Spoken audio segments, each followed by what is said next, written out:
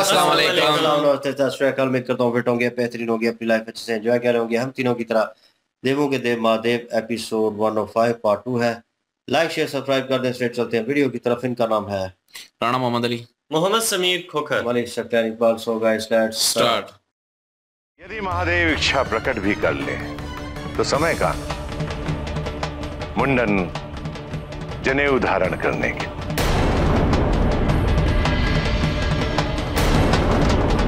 यदि समय होता भी तो महादेव इसके लिए तैयार नहीं होते, है ना महादेव? बिल्कुल ठीक कहा आपने प्रजापति। मैं ऐसा कदापि नहीं करता,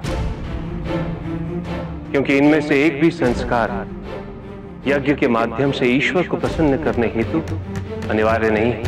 ना आप बदलना चाहते हैं और ना ही मेरी आपको इस यज्ञ के लिए बदलने की कोई मंशा है। आप यहां पधार चुके हैं, परंतु मेरी आपसे एक विनती है कि आप इस यज्ञ कुंड से दूर वहां पे आपके बैठने का एक विशेष प्रबंध करवा देता हूं।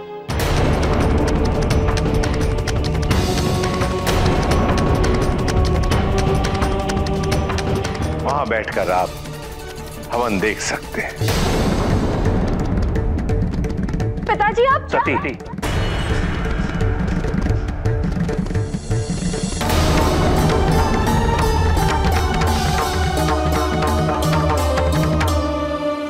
यज्ञ में सम्मिलित होने के लिए यज्ञ के पास रहना आवश्यक नहीं है प्रजापति। मैं दूर रहकर भी आपके यज्ञ से जुड़ा रहूंगा।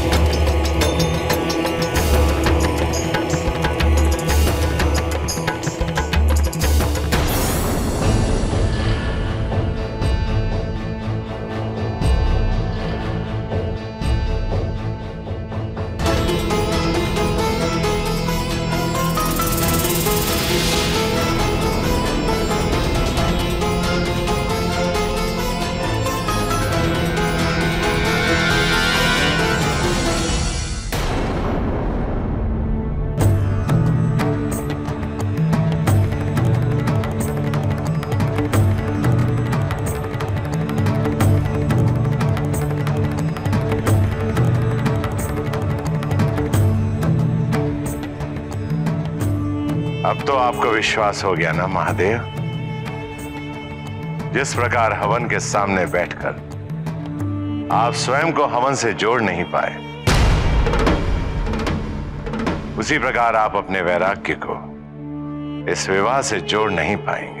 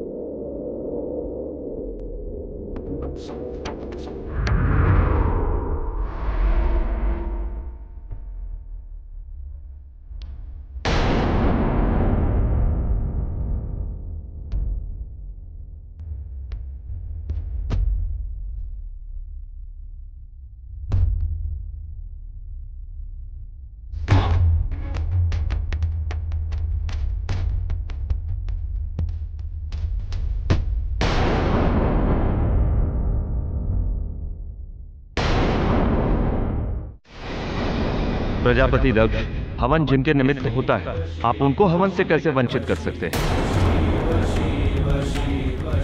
हवन में जिन आहुतियों को हम देवता ग्रहण करते हैं, उनका एक अंश ब्रह्मा, विष्णु और महेश को स्वतः ही अर्पित हो जाता है। आपके द्वारा दी गई समस्त आहुतियों में महादेव का भी भाग था, फिर आप महादेव को इस यज्ञ से कैसे वंचित कर सकते हैं? हम समस्त देवगण भगवान शिव को उनका हिस्सा समर्पित करने के लिए यहाँ एकत्र हुए हैं। नहीं, ये नहीं हो सकता।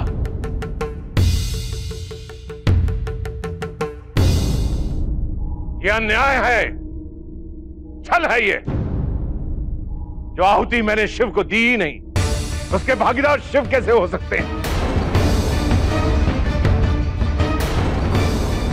यही यज्ञ का विधान है प्रजापति। यदि यही विधान है तो मुझे हवन यह स्वीकार है। मैं सदा सदा के लिए यज्ञ बंद कर दूंगा।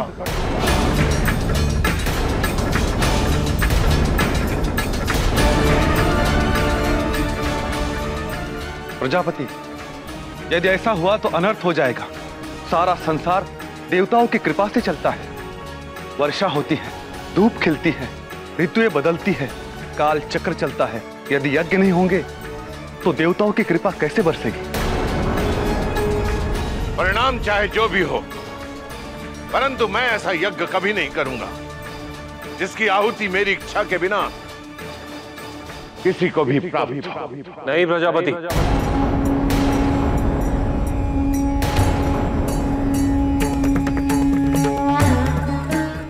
आपको यज्ञ बंद करने की आवश्यकता नहीं। मैं केवल यह सिद्ध करना चाहता था कि तप और यज्ञ भिन्न नहीं होते।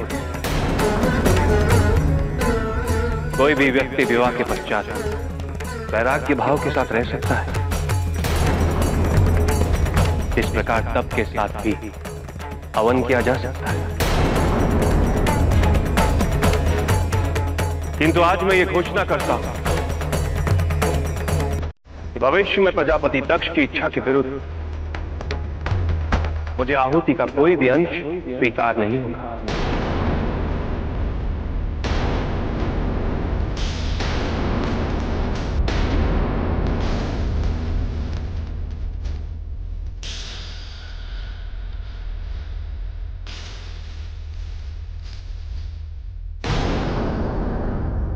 वही हुआ। और जैसे कि उनको दूर रख दिया गया यज्ञ से, और कहा कि मतलब कि आपको मैं मना नहीं कर सकता और आप आएंगे भी, लेकिन आपको जो है वहां पे बैठना पड़ेगा और यज्ञ के करीब नहीं आना पड़ेगा। और फिर जो है वो उन्होंने भी स्वीकार कर लिया। हालांकि सती जी ने विरोध करना शुरू किया ही था कि महादेव जी ने रोक दिया, और उधर फिर दूर ही जो है वो स्थान लगाया और वहां पे बैठ गए। और वहां पे यज्ञ शुरू हो चुका था और बड़े मतलब अहंकार से देख रहा था प्रजापति। और जब यज्ञ खत्म हुआ तो फिर बड़े अहंकार से कहता है कि ये देख लो, मतलब के करीब से ही होता है जो सारा कुछ होता है, और आप जो सोच रहे थे वैसा कुछ नहीं है। इतने में ही जो कहना ही था, आपस में मिल नहीं सकती। हाँ, वो इतना ही कहना था कि वो मतलब के देवता जो है वो निकले और देवता खुद जो है आहुति लेके आए और शिव जी को जो है संप्रेरित की। तो उसके बाद जो है वो बड़ा गुस्से में आ गया। उसका ज़ाहिर है अहंकार को ठेस पहुंची है, उसकी ईगो को ठेस पहुंची है प्रजापति के। तो वो बड़ा अहंकार में आके बोला कि ये कैसे हो सकता है, ऐसा कभी भी नहीं हो सकता। उन्होंने कहा कि आप जो है वो जो भी आहुति देंगे वो उसमें जो है वो सब का हिस्सा होता है, उसमें शिव जी का भी है। तो उन्होंने कहा कि मेरी मर्जी के बगैर शिव जी का क्यों आहुति दी जा रही है। तो उन्होंने फिर जो है वो वहां पे बहस की, लेकिन उन्होंने कह दिया कि मैं यज्ञ ही बंद कर दूंगा। तो हालांकि देवता ने बाकियों ने कहा भी कि ऐसा ना करें, ऋषि भृगु ने भी कहा कि ऐसा ना करें, ये अनर्थ हो जाएगा और इसी से जो है संसार चलता है, तो ये ना करें। शिव जी भी जो है वो भी जो है इस चीज़ को लेके थोड़ा सा हुए और उन्होंने कह दिया कि ठीक है, मैं आइंदा से जो है वो स्वीकार नहीं करूंगा और मेरा कोई हिस्सा नहीं होगा आहुति में, लेकिन ये यज्ञ बंद नहीं करना। तो अब उन्होंने ये सीधा सीधा कह दिया है। अब क्योंकि ये सिर्फ और सिर्फ एक तो सती के लिए, संसार के लिए ये जो है वो महादेव जी जो है कुर्बानियाँ देते हैं और ये सारा कुछ जो है वो खुद पे ले लेते हैं, सारा बर्डन खुद पे ले लेते हैं। बिल्कुल जी, ये सारा कार्य उन्होंने किया है ये साबित करने के लिए कि तप और यज्ञ जो है ना वो आपस में भिन्न नहीं है, वो आपस में अलग नहीं है। एक वैरागी रूप में भी रहकर उन्होंने कहा कि मैं ये साबित करना चाहता हूँ कि इंसान जो है वो संसार से जुड़ी जो भी रस्म और रिवाज है, विवाह वाली भी है, वो कर सकता है। इसलिए कोई ज़रूरी नहीं है कि विवाह के बाद रूप जो है वो इंसान को चेंज करना ज़रूरी है। और शिव जी ने कहा कि अगर आपको लगता है कि आप मेरी वजह से आहुति नहीं देना चाहते, देवताओं को बुलाना नहीं चाहते, तो संसार का जो निज़ाम चल रहा है वो तो धर्म-भरम हो जाएगा। तो ऐसा करते हैं कि मेरा जब भी अगर मेरे बारे में कोई हुति देगा, मुझे कोई बुलाना चाहता है, तो वो आपकी अनुमति के बगैर मुझे नहीं बुला सकता। सबसे पहले प्रजापति दक्ष की अनुमति लेनी पड़ेगी और उसके बाद जाके तो मुझे आहुति देगा तो मैं आऊँगा।